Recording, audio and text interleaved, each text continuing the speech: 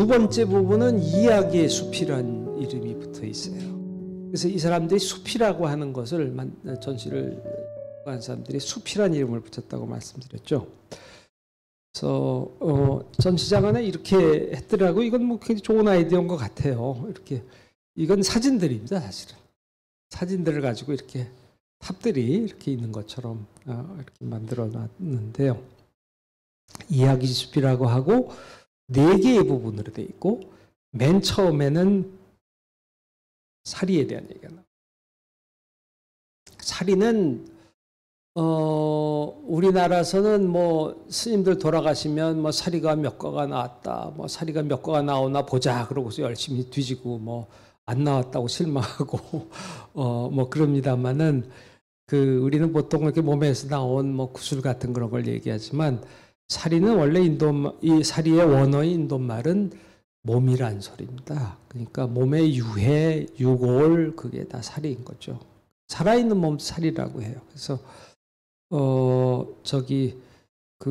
손톱, 발톱, 머리카락도 살이라고 할 수가 있고, 그래서 그것을 제가 조발살이라고 한다고 말씀드렸죠. 그래서 이제 우린 동아시아 스님들 기록에 의하면 조발살이가 있던 곳에 만든 불탑얘기도 굉장히 기록에 많이 나오고 있는데요. 자, 그래서 인도에서는 이 성인의 유골을 신령스러운 힘이 있다고 믿는 신앙이 있습니다. 자, 제가 계속 얘기하지만 불교 고유한 것이 고유한 가르침을 펴내긴 했지만 그 불교에 보이는 많은 문화적인 요소들은 인도 전통적인 것이고 범종교적인 것이고 그렇다고 제가 말씀드렸죠. 그래서 뭐 가령 나무 숭배 같은 것도 마찬가지고, 자, 이 유골 숭배도 이제 있었기 때문에 부처님이 돌아가신 다음에 부처님을 다비를 하는 이유는 이 시신이 몸이 더럽다고 생각하기 때문에 그러죠. 빨리 그래서 그 과정을 하고, 그러면 이제 불을 태우면 이렇게 탈거를 할 때하고는 다르죠. 뼈가 막 불타니까 조각조각 되고 그러면서 나오겠죠. 그것을 가지고 이제 신령 성인이 돌아와서 유골이 나왔다 그러니까 여러 나라의 왕들이 와서 그걸 서로 차지하려고 해서 그것을 할 수 없이 어느 브라ಹ만이 나서서 분배를 했다 그러죠. 8나라에. 그래서 이제 아마 이것은 요것이 사리기거든요. 사리기를 날아가는 모습을 이제 나타내는 부조. 이것도 바루트에서 나왔습니다. 요거는 분명히 사리 모습은 안 나오는데 그냥 같이 썼더라고요. 설명에서 미국 사람들이 쓴 도록에서도 별달리 뭐 설명을 뭐 안 했어요. 그게 관해서. 근데 어쨌든 비슷한 부조라고 아마 이렇게 한 것 같아요. 이건 마투라에서 나왔습니다. 그래서 코끼리를 타고 가는 역시 모습이 보이고, 그리고 이런 사리는 유골은 그냥 모시는 것이 아니라 당연히 그릇에 담아서 모시겠죠. 그래서 그걸 우리가 사리기라고 부르고, 인도에서부터 그런 전통이 있었는데, 요것은 산치불탑, 제가 산치불탑 옆에 소날이라고 하는 곳에 있는데, 거기 스투파에서 나온 거예요. 그러니까 이제 조금 더 서쪽에 있는 곳인데, 둘 다 돌로 된 그릇인데, 이것은 한 17cm쯤 되고, 그러니까 좀 크고, 이건 한 5cm밖에 되지 않는 작은 그릇인데, 요 그릇에 명문도 새겨지고 작은 뼈 조각 한두 개가 정확히 기억을 못하겠는데 들어있었어요. 그래서 거기에 이제 이런 식으로 명문이 쓰여 있는 거죠. 그래서 훌륭한 마지마사 고디니 뿌따라고 하는 사람의 유골에게 스님의 유골이 들어갔던 거예요. 이거 부처님 유골이 아니고 인도 불교에서는 4종류 사람의 유골을 가지고 탑을 만들 수 있다는 게 불경에 나오고 있거든요. 하나는 부처님을 위해서 만드는 것이고, 또 하나는 벽지불을 위해서 만드는 것이고, 벽지불은 부처님을 못 만났지만 깨달음을 성취한 분이죠. 세 번째는 성문인데, 성문은 뭐 이제 부처님을 만났고 부처님 가르침을 따랐던 사람들이니까 스님들에 해당된다고 할 수 있어요. 고승이라든지. 그래서 고승들의 사리도 모셔져 넣었고요. 네 번째는 전륜성황이라는 거예요. 전륜성왕은 제왕이니까 세속 사람이죠. 그러니까 그건 원래 세속왕의 유골도 모시던 풍습을 반영하는 거라고 생각이 되는데 이건 스님의 유골을 넣었던 것이고 여러분 눈여겨보실 것은 인도의 불탑사리기들이 뭐 이것은 좀 큰 거지만 이렇게 생긴 것이 굉장히 아주 유행을 했어요. 인도 땅에서는. 어떻게 보면 불탑처럼 생기기도 그렇게 동그랗게 생긴 것인데 이번 전시 역시 나온 것은 그냥 스리랑카의 거를 그냥 비교하라고 이렇게 수정으로 된 것도 이것도 불탑 모양이죠. 전시를 하고 있습니다.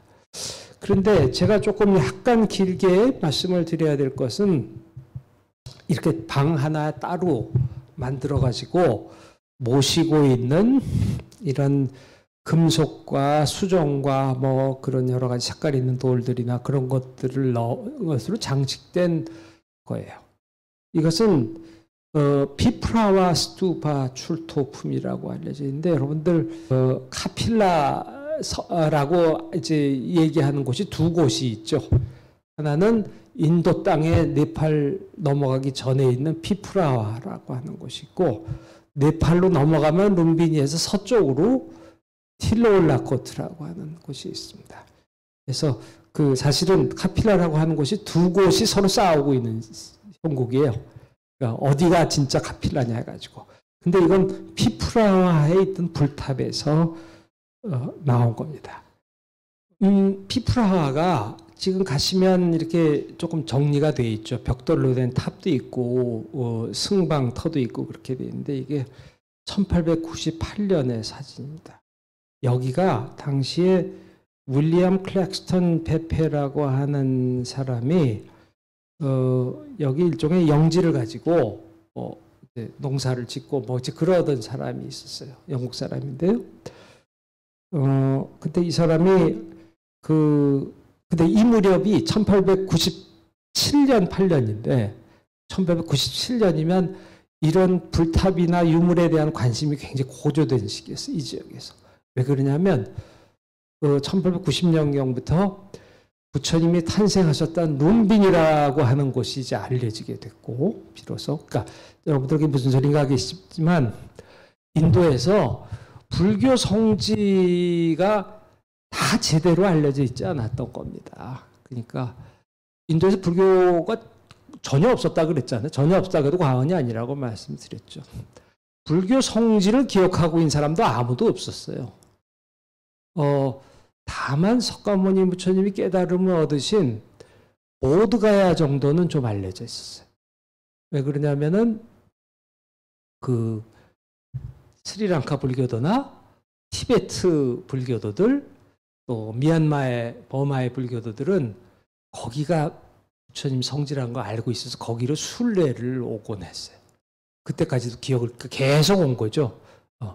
그래서 거긴 기억이 나고 있었지만 나머지는 거의 다 잊혀져 있어요. 부처님 룸빈이 어딘지 몰랐던 거예요. 근데 이제 룸빈이라고 하는 것이 1890년경 무렵에 비로소 알려지게 된 거예요. 그러니까 여러분들이 아는 여러분 고대사라는 게 대부분 그렇지만 다 복원되고 재현된 것들이에요. 그러니까 그 인도 불교라고 하는 것도 이제 그렇게 복원된 지식인데 그래서 그 뭐가 발견이 되고 그러니까 이 사람도 관심을 가지고 자기 영지 안에 있던 그 흙으로 된 마운드가 있으니까 그걸 파본 거예요. 이제 인부들을 데려다가 파서 이렇게 중심부 쪽으로 내려가다 보니까 이런 상당히 큰 이게 한 1m에서 2m 사이 정도 된 큰 석함을 찾게 된 거예요. 그리고 그 안에 이런 5개의 그릇이 들어있었어요. 이런 사리기가 분명해 보이는 그릇이 2개가 있고 항아리 모양이 하나 있고 이런 둥근 원판형 그릇이 있어서 이건 다 돌로 만든 것이고 돌로 쪼아서 만든 이건 수정으로 만든 것이죠. 그 그릇에 뼈 조각과 재들이 들어있었고 또 동시에 이런 금속이나 돌이나 그런 걸로 만든 것이 2000점이 들어있었던 거예요. 그래서 페페가 너무 1898년 1월에 발견이 됐는데 대박이 난 거죠. 그래서 너무 흐뭇했죠.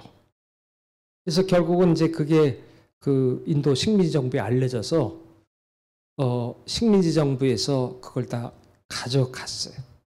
하고 근데 그 1월 그 무렵에 태국의 승려인데 스리랑카에서 출가했고 원래 이 사람이 출랄롱콘 왕의 사촌인가 아마 그럴 거예요. 출랄롱콘 태국의 대학도 있죠. 방콕에 유명한. 근데 이 사람이 거의 정치적인 귀양살이를 하고 있었던 거예요. 왕과 갈등이 있어가지고. 그래서 스리랑카 가서 승려가 됐는데 이 사람이 여기 왔다가 인도 식민지 정부에 당신들은 그 뼈 조각 그런 거하고 관련이 없으니까 그걸 자기를 달라고. 그래서 인도 식민지 정부에서는 고민을 하다가 그게 여러 가지로 뭐 정치적으로 좋은 제스처일 수 있겠다고 생각을 해서 그것들 대부분을 이 태국 승려에게 준 겁니다. 그래서 태국에서 이 사람이 아니고 태국 정부의 사절단이 뭐 5월인가 6월에 와가지고 그걸 가지고 돌아갔고 그래서 태국에서는 그것을 자기네 새로 만든 불탑에도 넣고 또 여러분 미얀마 가보신 분들 계세요? 미얀마 가보면 양곤의 제일 큰 불탑이 슈에다곤 바야라고 하는 것이 있죠. 거기에도 넣고 또 한 군데에 넣고 스리랑카에도 넣고 여러 군데 그 부처님의 뼈 조각과 재들은 나누어서 들어가게 돼요. 그리고 2000점이 된 그런 것들은 이제 캘커타 인도 박물관에 가게 됐는데 그 중에 일부는 이 페페에게 준 겁니다. 그래서 페페 후손들이 제가 아까 여기에 페페 패밀리라고 쓴 것이 페페 패밀리가 개인 소장을 하고 있는 거예요. 그래서 그 여러 가지 굉장히 흥미로운 곡절들이 이렇게 생긴 거죠. 그래서 그리고 이제 이런 식으로 이제 들어갔고 또 이렇게 또 액자처럼 넣어가지고 이 사람은 보관을 하고 있고요. 일부는 진짜 해주고 일부는 복제를 해서 만들어서 줬대나 그래요. 요새는 뭐 거의 이제 인도 박물관에 있는 건 본 사람이 별로 없는 것 같고 이런 걸 만들었죠. 근데 이제 이 사리기 중에 하나에 그러니까 여러분들이 가서 이제 보실 수 있는 건 요거하고 그 액자에 든 거 그것들은 전시가 되어 있습니다. 그게 어떤 유물인가 하는 거를 염두에 두고 보시라는 거예요. 요 사리기에 요 사리기 제가 사리기 모양 다 비슷하게 생겼다고 그랬죠. 우리나라 그 신라에서 나오는 고로들도 좀 다 비슷하게 생겼어요. 그러니까 그게 다 뭔가 연결이 된 것 같은데 여기 명문이 있었어요. 그래서 그 명문이 이게 좀 문제가 된 겁니다. 이제 이거는 그걸 발견한 사람이 자를 대고 열심히 베껴 적어서 그 당시 이 글자를 읽을 수 있는 사람에게 보냈고 빈센 스미스라고 하는 유명한 사람이 있었는데 그 뒤에 이 명문의 해독은 그렇게 판독은 어렵지 않은데 글자를 이걸 어떻게 번역해야 되느냐에 대해서는 여러 가지 논란이 있었습니다. 그래서 크게 두 가지 견해로 나뉘는데 처음에는 이것이 부처님의 살이고 석가족의 것이라고 그렇게 읽을 수가 있다고 생각을 했는데 어떤 사람들 중에 그것이 아니고 이것은 그 석가족의 여기 이름이 나오지만 숙기띠라고 하는 사람의 살이다. 부처님 살이가 아니고 그런 두 가지 견해로 해석의 차이가 나왔던 거예요.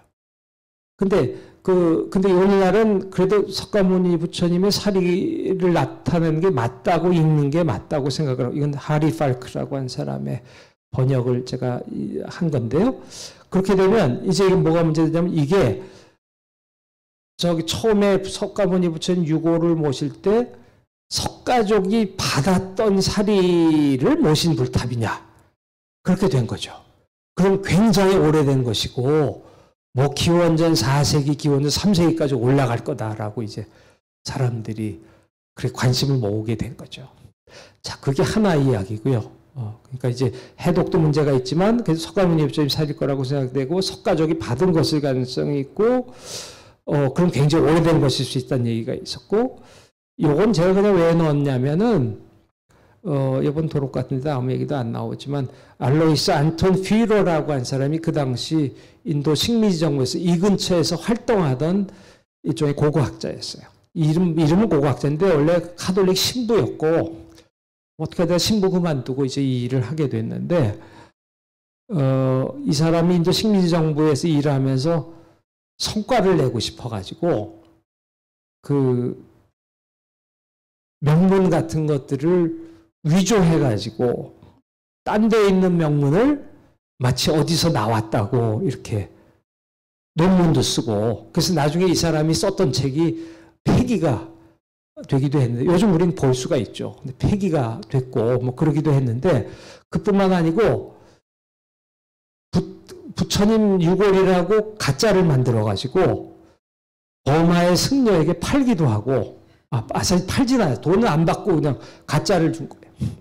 그 부처님 치아사리라고 치아사리는 스리랑카에 있는 게 제일 유명하죠. 스리랑카 캔디 있는 게 제일 유명한데 그러니까 그게 유명하니까 부처님 치아사리를 자기가 찾았다고 이렇게 줬는데 그 미얀마 승려도 좀 이상하다고 생각한 거예요. 이게 어떻게 사람 치아냐라고 해가지고 말뼈같이 생겼다 그래가지고 뭐 그러기도 하고 그랬는데 그래서 이것 때문에 이게 또 뭐가 문제가 됐냐면 이게 또 위조된 게 아니야. 이 전체가. 그런 얘기도 들었는데 근래 이걸 책을 쓴 사람의 견해에 의하면 또 그럴 것도 같고 이 사람이 여기까지 관여할 시간은 별로 없었을 것 같다는 거고요. 근데 이 사람은 그래서 결국 이게 발각이 돼가지고 1899년인가 1900년에 쫓겨나고 돌아갔습니다. 그래서 이 사람 책 다 폐기되고 그리고 나중에 이제 그리고 유럽에서 죽었는데요. 자, 근데 이런 것 이제 이게 그런 인물이라고 하는 걸 보시면 되고, 그러니까 이건 살인은 아니고 이 뼈 조각하고 재와 함께 넣었던 물건인데 이걸 왜 넣었을까는 잘 알 수는 없죠. 그러니까 그 일종의 장엄물로 넣었을 수는 있겠죠. 근데 이게 이것까지 살이라고 하긴 좀 그럴 것 같고, 근데 한 2000점이 됐던 거고요. 그래서 그 중에 일부를 여러분들이 보실 수가 있는 거니까 가서 잘 보시기 바랍니다. 근데 여기 흥미로운 챕터가 하나 더 있어요. 뭐냐면, 그래서 저기 네팔하고 인도는 그러니까 이제 피프라가 석가족의 유골을 모신 사리기가 나왔으니까 거기가 카필라라고 맨 처음에 이제 생각을 한 거예요, 사람들이. 룸빈이 탄생한 것이고 카필라에서 이제 석가족의 사리기가 나왔으니까 거기가 카필라 아니겠느냐. 카필라 어딘지 다 잘 모르는데 그랬는데 네팔 사람들은 그게 아니고 위치로 봐서 틸롤라코트가 맞다. 네팔 영역에 있는 이건 인도 영역에 있거든요. 그러니까 이게 인도하고 네팔 사이에 서로 의견이 엇갈리는 부분. 그런데 1970여 75년 사이에 피프라를 인도 사람들이 또 발굴했어요. 인도 고고학자들이. 그래서 이게 원래 그 석함이 있던 자리예요. 페페가 발굴한. 근데 그 아래쪽이 또 있다는 걸 찾아서 그 아래쪽에 내려가니까 이런 사리기 2개하고 이런 돌함 2개가 또 발견이 된 거예요. 그리고 하나에는 명문도 있었고, 명문은 없었어요. 사리기에는. 그래서 이거보다 이게 그렇게 오래되지 않았다는 거를 땅 밑에 있는 게 더 오래된 거죠. 그걸 알게 됐고, 그 사리기 2개가 여러분들 인도 가시면 뉴델리 국립박물관에 그 가장 마지막 방쯤에 가시면 이렇게 사리기 2개 모셔져 있는 거 보신 분들 기억하시는 분들도 계시고 거기 있는 게 바로 이 사리, 2사리기예요. 근데 이 인도 사람들은 여기를 파면서 이런 점토로 된 그 인장 같은 것들을 많이 발견을 했는데 거기에 마하카필라바스투 비구들의 승가라고 하는 말이 쓰여 있다고 생각을 합니다. 다 이게 단편적인데 글자를 모아보면은 그러니까 인도 사람들은 이게 다시 여기가 바로 카필라바스투라는 주장을 또 하게 된 거죠. 그래가지고 아직도 인도 사람들은 네팔에 있는 곳이 카필라라고 인정을 하지 않고요. 또 네팔 사람들은 여기 아니라고 생각하고, 이게 뭐 이렇게 중요할지 잘 모르겠지만 현대에서는 이제 그런 첨예하게 그렇게 돼 있는데, 그러니까 뭐 그렇다고 할지라도 카필라의 비구 승원이라고 할지라도 여기가 카필라 성이란 얘기는 아니잖아요. 그래서 아직도 많은 사람들은 네팔의 틸롤라코트가 필라성일 거라고 얘기하고 있습니다. 어쨌든 이것이 그런 유물이라고 하는 걸 생각하면서 보시기 바랍니다. 자, 이야기 숲의 두 번째 부분은 그 불탑에 새긴 부조들을 보여주고 있어요. 이 왼쪽에 보는 것은 바루트 불탑인데, 이런 식으로 회나 무슨 물감이나 그런 걸 손에 묻혀서 이렇게 불탑에 손을 찍어서 경배하는 그런 관습이 있었기 때문에 그런 식으로 이렇게 손자국이 있는 부조도 나오고 있고요. 이건 코끼리들이 경배하는 모습인데, 이건 아마라바티에서 나온 것이고요. 그 다음에 이것도 역시 그 안드라 지방에서 나온 굉장히 단순한 형태로 나온 부조고, 이 오른쪽에 있는 것은 요 가장 중앙 부분에 코브라 뱀 모양의 모습이 나오고 있죠. 요 얘기 이제 다시 뒤에 말씀드리게 될 텐데, 여기 인도 사람 부처님과 관련해서 중요하게 생각한 두 모티프가 다 나오네요. 코브라 뱀도 있고, 위쪽에는 이게 인도 사람들은 고귀한 신분을 나타내는 것이 이렇게 빛을 가리는 산계였어요. 그러니까 그 기독교 미술에서는 이렇게 원광이죠. 님버스라 그러는 원광인데, 그 불교에도 나오지만 불교에 나오게 된 것은 그것이 헬레니즘과 함께 서쪽에서 들어와서 쓰이게 된 것인데, 인도 사람들은 이걸 특별히 좋아하지 않아요. 인도 사람은 여전히 고귀함의 상징은 이 산계라고 생각을 해요. 그래서 여기는 산계가 더 많을수록 고귀하다고 생각을 했고, 여러분 저기 앙코르 가시면 수리아 바르만 이세는 굉장히 산계가 많죠.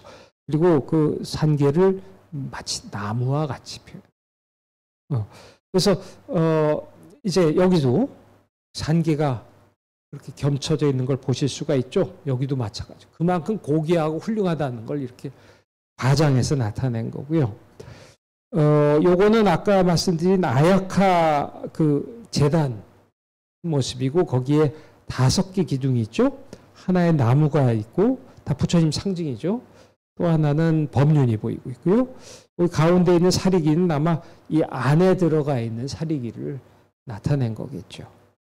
이쪽에 있는 거는 흥미로운 게 여기 나무하고 빈 대좌가 있고, 여기에 이제 탑문이 있고, 한쪽에 불탑이 있는데, 여기 잘 보시면 뼈 조각 같은 게 있어요. 그래서 그 부처님 치아사리 같은 거를 들어있다는 걸 이렇게 표시한 그거라고 생각이 되고요. 자세히 보시기 바라고, 이제 스투파톡의 상징이라고 하는 부분은 사실은 뭐 스투파 속의 상징이라고 하면 조금 표현이 이상하긴 한데, 그 부처님이 인간의 불상으로 나타나기 전에는 상징으로, 인도 사람들 상징을 선호했거든요. 그 선호한 상징 중에 대표적인 것이 나무입니다. 자, 여기 왼쪽에 나무가 있죠. 이 나무는 그 이제 이 바로트에는 여러 개 나무들이 나와요. 부처님을 대신한 나무. 그러니까 부처님의 진리를 발견한 사람은 석가모니 부처님 한 분인 게 아니라 과거에도 무한한 분들이 있었는데, 그 중에 불교도들은 석가모니 부처님까지 보통 7분을 꼽는데, 그 과거 7분 부처님의 보리수를 경배하는 장면입니다. 그럼 부처님 대신에 왜 보리수를 경배하느냐 하면은, 왜 경배하겠어요? 그만큼 나무가 신령스럽고 성스럽다고 생각해서 그런 거죠. 이것도 범종교적으로 인도에 원래 나무 숭배 신앙이 있었기 때문에, 그러니까 커다란 나무를 보면은 여러분들도 거기 마치 이제 봄이 되면은 다시 잎도 열리고 꽃도 피고 열매도 열리고 또 나무가 생장하고 그걸 보면 거기 살아있는 뭐가 들어있는 것 같단 말이에요. 그래서 그걸 신처럼 생각하기 시작했는데 불교도들이 그걸 받아온 거죠. 그래서 그걸 어떻게 표현을 했느냐? 부처님이 그 깨달음을 얻으실 때 특정한 나무 밑에 앉으셨다고 얘기를 하기 시작한 거죠. 그래서 그걸 부처님이 깨달음의 나무라고 해서 보리수라고 부르게 된 것이고 그 7분 부처님마다 각각 다른 나무가 지정이 되어 있었어요. 그래서 그런 나무 숭배가 불교 이전부터 했던 것이 불교에 들어온 거죠. 그래서 부처님은 보통 이렇게 나무로 표현될 때가 많았고 부처님 모습 없이도 이것만으로 충분히 부처님을 나타낸다고 생각했던 거예요. 그리고 이것은 태양의 모습이죠. 제가 태양이라고 말씀드렸는데 부처님의 진리를 이렇게 나타냈는데 자, 이걸 보면은 이게 그 기둥 위에 올려졌다는 것인데 이게 보통 수레바퀴가 아니라는 걸 알 수가 있죠. 정말 태양과 같이 위대한 존재라고 하는 걸 이렇게 나타내고 있고요.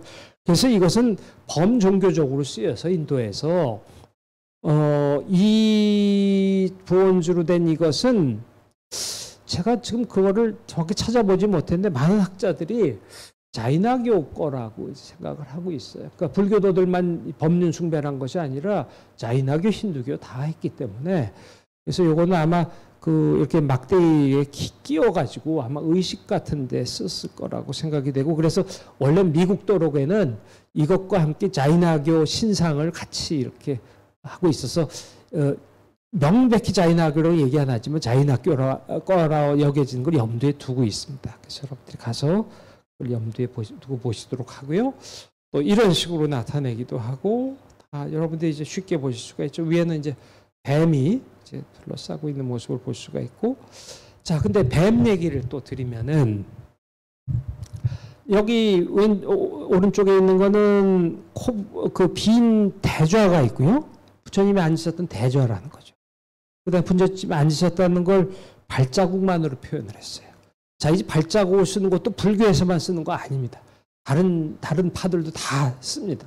그러니까 저는 너무 이렇게 종파적인데 사로잡히지 말자는 그런 말씀을 드리고 싶은데, 근데 여기 뒤쪽에는 호브라 뱀이 있죠. 또 아리를 틀고 있고, 호브라 뱀 머리가 5개가 이렇게 있어요. 뒤에는 보리수 같은 나무도 있고. 왜 이렇게 됐느냐? 면은 자 여기도 보시면 빈 대좌가 있고 호브라 뱀 머리 5개가 이렇게 보이죠. 이거 다 마찬가지입니다만은 뒤에는 안 나오네요. 다른 게 부처님이 깨달음을 얻으시고 나서 여러 주 동안 서로 다른 나무 밑을 이렇게 옮겨 다니시면서 자신이 깨달으신 바를 음미했다고 그러죠. 그때 한 번은 무잘린다라고 하는 코브라 뱀이 사는 나무 밑에 가서 앉으셨던 거예요.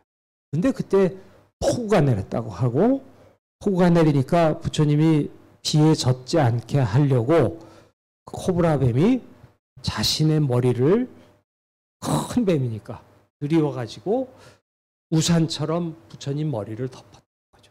여러분들은 아마 요새는 그런 영화 잘 모르겠지만 전 별로 좋은 영화라고 생각 안 하는데 좀 약간 유치한 영화긴 한데 리틀 부다라는 영화가 있었죠. 베르톨루치라고 하는 이탈리아 감독이 만든 영화인데 거기 보면은 그 키아누 리브스가 석가모니 부처님으로 나오죠. 그래서 거기에 커다란 코브라 뱀이 부처님을 폭우를 안 맞으시게 덮는 장면이 나와요. 그래서 그 뒤에도 여기에는 그런 게 없는데 부처님이 앉아 계시는데 뒤쪽에 이렇게 인간 모습을 앉아 계신 뒤쪽에 이렇게 커다란 코브라 뱀이 이렇게 있는 그런 모습들이 나오는 거예요. 여기는 부처님 모습이 안 나오지만 여기 부처님이 앉아 있다고 생각해요. 우리 곰보살님은 캄보디아 가시면 그런 불상이 굉장히 많이 있고 원래 앙코르 바이온에도 그런 불상이 이제 있었는데 그러니까 못 잘린다가 폭우로부터 부처님을 보호하는 모습을 그렇게 나타내요. 근데 그건 그 이야기의 토대를 건 것이기도 하지만 왜 그렇게 하겠어요? 그 이야기 때문에 한 게 아니고 캄보디아라든지 인도에서도 코브라 뱀이 신령스러운 힘이 있다 그러니까 코브라뱀이 이렇게 뒤에 있으면 부처님인지 코브라뱀인지 잘 알 수가 없어요. 여기 이게 뒤쪽에 코브라뱀이 이렇게 있으면. 아까도 저기 보시면 그냥 인간 모습처럼 코브라뱀도 있었잖아요. 그래서 그러니까 마치 나무와 같이, 마치 태양과 같이, 마치 뱀과 같이 그렇게 부처님을 보여주는 거예요. 그래서 그런 거를 이렇게 이런 데서도 볼 수가 있고요. 그러니까 불교에 대해서도 너무 추상적이고 너무 이렇게 교조적이고 책 속에 갇힌 생각으로 마시고 불교가 사실은 훨씬 그렇게 유연하고 역사 속에는 그런 모습이었습니다. 우리가 책에 나온 대로 이렇게 너무 추상화시켜서 이해를 하곤 하죠. 여기 위쪽엔 역시 풍요와 관련된 상징들이 이렇게 나오고 있고요. 자, 이런 그 부처님 발자국을 부처님 대신으로 이렇게 쓰기도 했고, 여기 이것 역시 아마라바티에서 나온 부조에서도 빈 대좌와 부처님과 또 이게 보통 삼보상징이라고 하는 거라고인데 그런 상스러운 것이 있고 위에 산계만 있죠. 이런 식으로 상징으로 부처님을 나타내고 있고 이것도 역시 그런 기둥이 있었던데 빈 대좌가 있는 곳에 신도인지 천신들이 경배하고 있는 모습이 있고요. 여기서는 부처님을 불기둥의 모습으로 나타내는데 인도에서도 불을 숭배한 사람도 있었죠. 부처님이 서가모니님이 깨달음을 얻으시고 처음 교화한 그 사람들 중에 가섭 삼형제라고 있죠. 우루빌라에 가섭 삼형제가 있는데 그 가섭 삼형제가 배화교도였습니다. 그래서 그 부처님은 마치 불과 같은 그런 신령스러운 존재라고도 이렇게 상징적으로 나타내고 이게 불타고 있는 불꽃의 모습을 나타낸 거예요. 근데 사실 이걸 보여드렸어야 됐는데 저는 여기 있는 남자가 하도 멋있게 생겨서 이런 데 눈길이 먼저 갔는데 아주 여기 사람들 이렇게 이런 거를 인물 표현이 아주 훌륭해서 그걸 보여드렸습니다. 자, 그리고 마지막은 스투파톡의 서사에서는 부처님 삶의 이야기 또 인간 모습으로 만든 불상으로서의 부처님이 이제 나오고 있는데요. 지금 뭐 여기 이런 거는 요 두 가지는 다 그 부처님 본생담이라고 부처님 전생 이야기죠. 부처님이 전생에 아주 훌륭한 선업을 많이 쌓으셔서 그 과보로 부처님이라는 훌륭한 결실을 얻었다고 하는 것인데 그 이야기를 이제 나타낸 부조는 틀림이 없는데 이건 바로투에서 울타리 위쪽에 놨던 돌들이고 그래서 이건 토끼가 아닌가 그래서 부처님이 토끼 모습으로 이제 태어나셨을 때 그 얘기가 아닌가 하고 생각을 하고요. 요건 좀 불확실하고 요거는 여기 이름이 쓰여져 있어요. 이게 무슨 주제를 나타낸 것이라는. 그래서 이 주제를 알 수가 있는데 부처님이 어느 왕자로 태어났는데 그 전생에 왕들이 얼마나 나쁜 일을 했던가 그거를 본 기억이 있어가지고 왕자로 태어났는데 이 왕자라든지 그 삶을 살고 싶지 않아서 태어났는데 보지도 않고 말도 못하고 움직이지도 않고 그랬다는 거예요. 그래서 그 아기가 이렇게 있는 겁니다. 그래서 사람들이 걱정을 한 거죠. 그래서 얘를 갖다가 버리려고 했어요. 그래서 마차에다 싣고 가서 마부에게 갖다가 버리라고 한 거죠. 그래서 여기 사람이 구덩이를 파고 묻으려고 하고 있었는데 그때 부처님이 그 아주 굉장히 훌륭한 모습으로 그런 브라만의 모습처럼 이렇게 나타나셨다는 거죠. 그래서 여기 그 부처님이 그러니까 과거의 부처님이죠. 모습으로 이렇게 있고 그때 거기 와서 왕이 경배를 드리는 모습. 그리고 여기 뒤에 있는 네 사람은 왕을 따라온 사람들인데 그렇게 뒤에 있고요. 이것도 다 바루트 부조. 그러니까 이 아마라바티만으로 충분히 얘기가 안 되겠으니까 바루트 부조를 많이 가지고 온 거예요.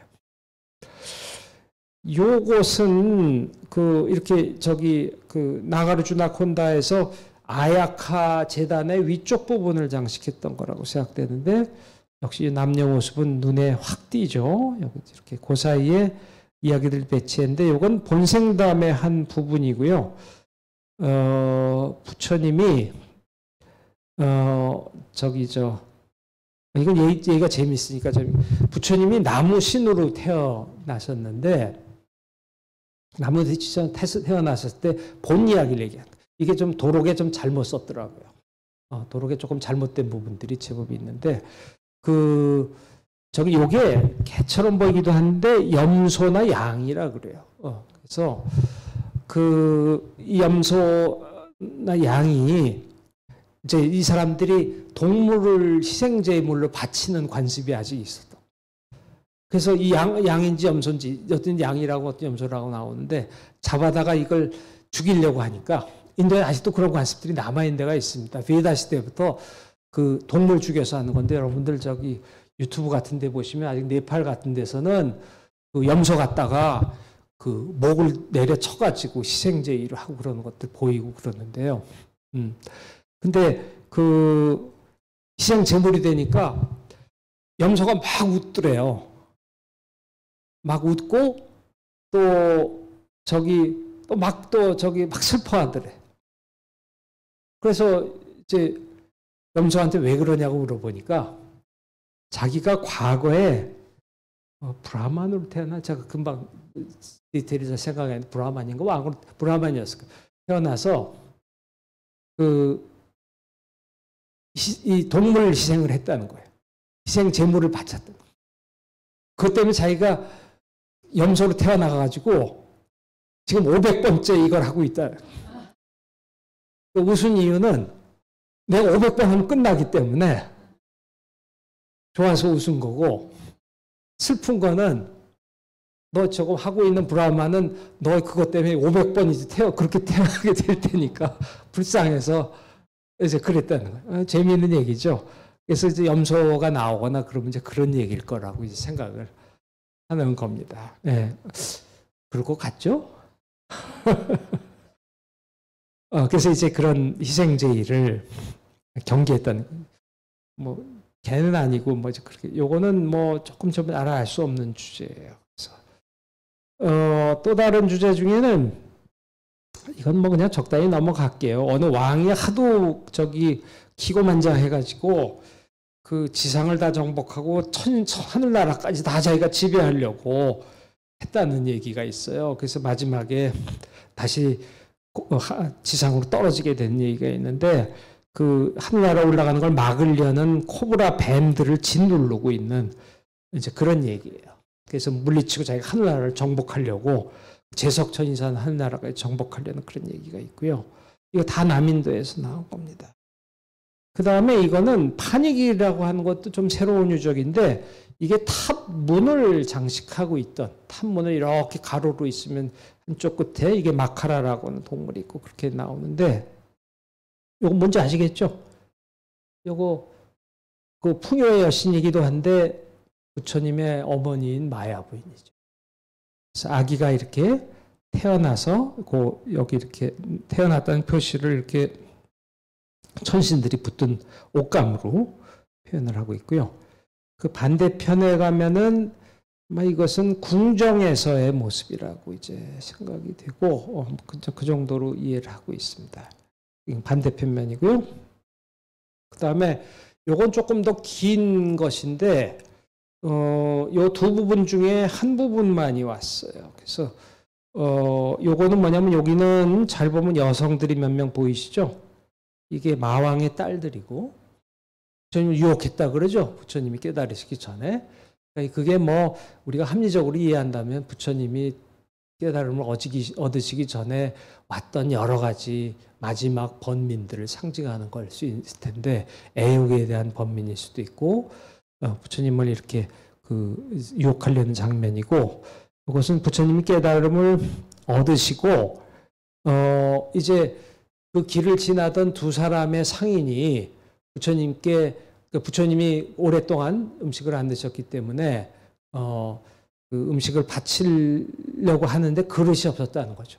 그래서 하늘나라에 사왕천에 사는 사천왕이 내려와서 각각 바루를 하나씩 바쳤다고 하는.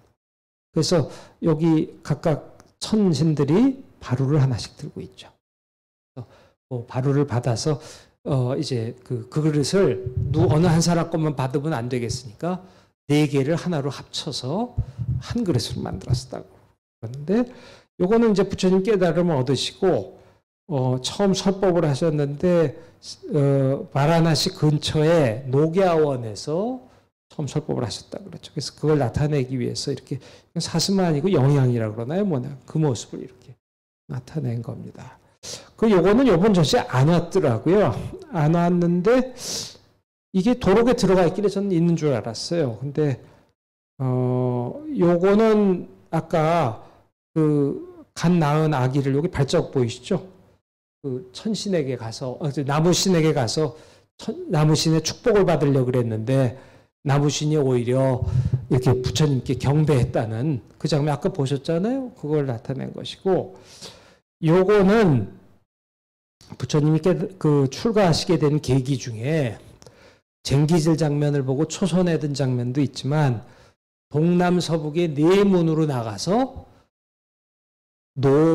노병사를 보고 차례차례, 그다음에 마지막 북쪽문에서 출가한 수행자, 불교 수행자만이 아니고 출가한 수행자의 모습을 보게 되는데, 그래서 출가할 결심을 하시게 되는데 그 장면 중에 하나예요. 그래서 요것은 병자의 모습인 것 같아요. 이렇게 배가 이렇게 튀어나오고, 그 당시 뭐 이런 식으로 배가 불룩해지는 게 많았으니까 마차를 타고 나가서 그걸 보신 장면이고, 근데 요거 도록에서 요거 설명을 잘 못하고 있더라고요. 틀리게 하고 있다고 봤고, 그 다음에 여기에 이제 이건 궁중에서 떠나시기 전에 떠나실 결심을 한 장면이고, 여기는 이제 그 궁중에서 활락 장면인데, 이제 드디어 요거 뒤에 아마 깨진 부분에는 궁중을 떠나는 부분이 아마 나오고 있었을 거예요. 자, 이건 앞에서 보신 장면이죠. 그래서 여기서는 각각 그 뒤에 부조를 보시면은 궁정에서의 활락 장면이고, 악기도 다르고, 여기저기 태자 모습의 부처님이 앉아 계시고, 말을 타고 나가고 있고, 그다음에 말발굽을 약샤신들이 받쳐서 소리가 안 나게 하고 있고, 사람들이 깰까봐. 그다음에 여기 마왕의, 아까 앞에서 말씀드린 마왕의 공격이 있고, 그다음에 이것은 부처님이 드디어 깨달음을 얻으신 것을 천신들이 찬탄하는 모습이 있습니다. 자, 이것도 나가르주나 콘다라는 아까 앞에서 말씀드린 유적에서 나온 거고요.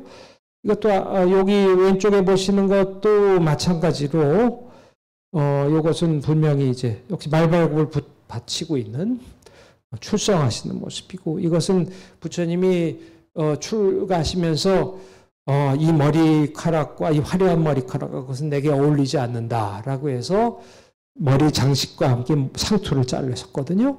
그걸 공중에 던져버리세요.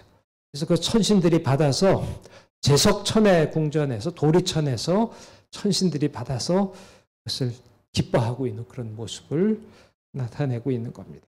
여기 보이는 장면도 마찬가지고요. 그래서 터반 같은 게 이제 장식과 함께 온 것이고, 이건 아마 헬레니즘에서 원래 들어왔던 거라고 생각되는데, 이런 덩굴 장식을 이런 식의 띠로 해서 이렇게 많이 활용을 했죠.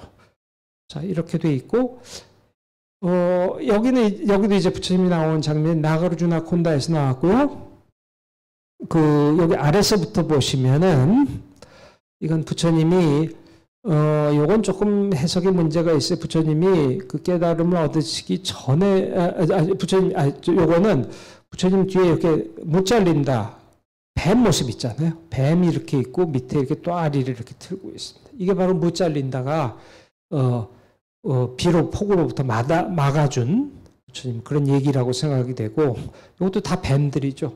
뱀들의 경배를 받고 있는 것이고, 요거는 조금 문제가 있어요. 그러니까 부처님이 그 깨달음의 자리로 향하시는 모습일 수도 있고, 혹은 깨달음을 얻으신 다음에 경행하시는 모습일 수도 있고, 뭐 그럴 것 같은데, 보리수와 긴 자리가 있습니다. 그 윗면으로 넘어가면은, 이게 그 위에는 무슨 얘기인지 아시겠어요? 사천왕이 바로 바치는 장면이죠. 4명이 각각 그릇을 들고 있잖아요. 그래서 그릇을 받는 장면 모습이 있고, 인도에서는 이렇게 물을 붓는 장면을 뭘 준다는 표시로 사용을 했어요.